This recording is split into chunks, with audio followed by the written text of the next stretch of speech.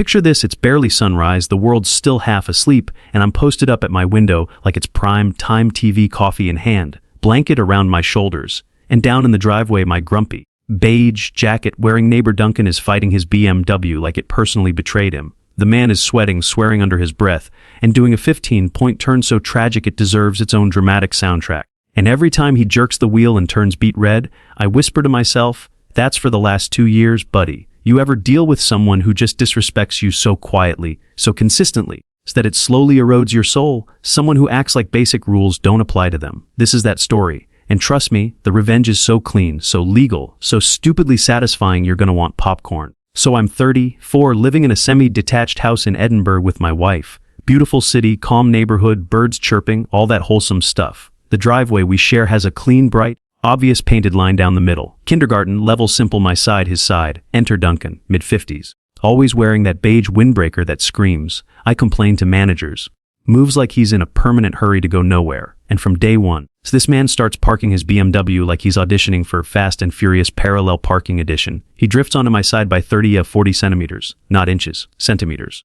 Enough to make my morning commute feel like threading a needle with a minivan. I tried being polite. The way your therapist says to. I asked him once, twice, 3 times. Each time he hit me with the, sure, no problem, and then parked the exact same way like his car was allergic to staying in its lane. Then I tried a nice note, nothing rude. Just, hey neighbor, friendly reminder, blah blah blah.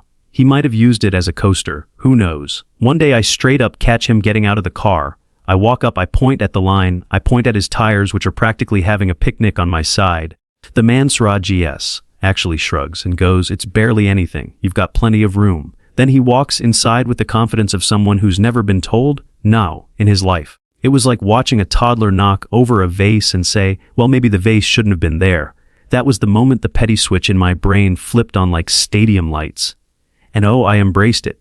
See, Duncan didn't know I owned a second car, my little relic, a 2003 Vauxhall Corsa. The kind of car that rattles a little when it starts up, smells faintly like memories, and refuses to die out of spite. Not fancy, not pretty, but fully legal, insured, taxed, registered, and ready for chaos. One morning, I pull that old Corsa onto the driveway, and I park it like I'm a robot calibrated by NASA. Laser precision. I was out there adjusting angles like I was controlling a Mars rover. Nose right up to the painted line. Wheels aligned like a geometry textbook. Perfect. It sat on my side like a brick wall made of petty justice. That night, Duncan comes home and parks like usual halfway into my zone like he owns both halves of Scotland. Except now my Corsa fills every bit of my space, meaning he has exactly 0 wiggle room left for the BMW Ego Mobile. And the next morning, oh man, that's when the fireworks started. I'm standing inside in my pajamas, mug in hand, watching Duncan freeze the second he sees the Corsa. He realizes he can't just breeze out like he used to. The man looks physically offended by the concept of consequences. He gets in, starts the car, and the struggle begins. Reverse stop, forward, stop, turn the wheel, pause, back again, forward again. His face gets redder with each motion like he's charging up a superpower fueled purely by frustration. He looks like a man trying to escape a parking spot created by the devil himself. I'm at the window giggling like a villain in a Disney movie. My wife walks in like, please tell me you're not watching him again. I'm like, I absolutely am. And I will continue. See, this wasn't just about the parking. It was about 2 years of being brushed off, 2 years of my space being invaded, 2 years of someone acting like my politeness was a weakness. And now, every reverse and forward he does is repayment, 1 gear shift at a time. Later that day, Duncan marches to my door, all puffed up like a pigeon with something to prove. He points directly at the Corsa. Your car is in the way. And I hit him with the calmest, most chefs kiss polite smile in human history. No, it's not. It's exactly on my side. Check the line. He does. And the silence that follows. Oh, it's delicious. He realizes he can't complain without admitting he's been over the line this whole time. So he just grunts, spins around, and walks off like someone unplugged his personality. And my petty heart grows 3 sizes that day. But it doesn't end there. Oh no, this becomes a daily show. Every morning, every evening, sometimes lunchtime if Duncan's feeling bold. The man does 15-point turns so often he could list them as a hobby. Some days I'm working from home. I'm a sound designer, so I can.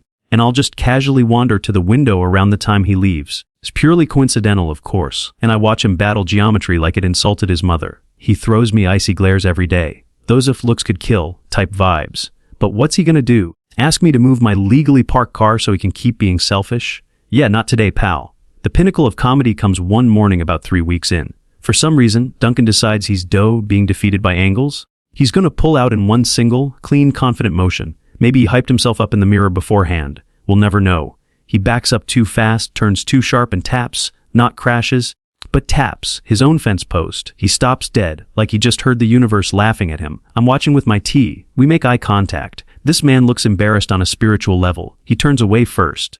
Victory achieved. But the funny thing, over those weeks something shifted in me. At first it was pure petty revenge. But the more I watched him face the consequences, the more I realized this was about boundaries. Respect. The simple idea that my side is mine, your side is yours. And for once, Duncan actually learned something. He stopped parking over the line. He stayed in his lane, literally. Sometimes revenge doesn't have to be loud or dramatic. Sometimes it's just using the rules someone else ignored and letting them sit in the discomfort they created. And if this story made you smile, remember this. Respect the line because one day, the line might fight back. If this story made you grin, smash that like button. Comment below what's the most satisfying, petty revenge wild you ever pulled off. And hit subscribe. We've got more stories where justice doesn't just show up, it pulls into the driveway and BLCKs their ego in. Thanks for watching, and remember, stay on your side of the line.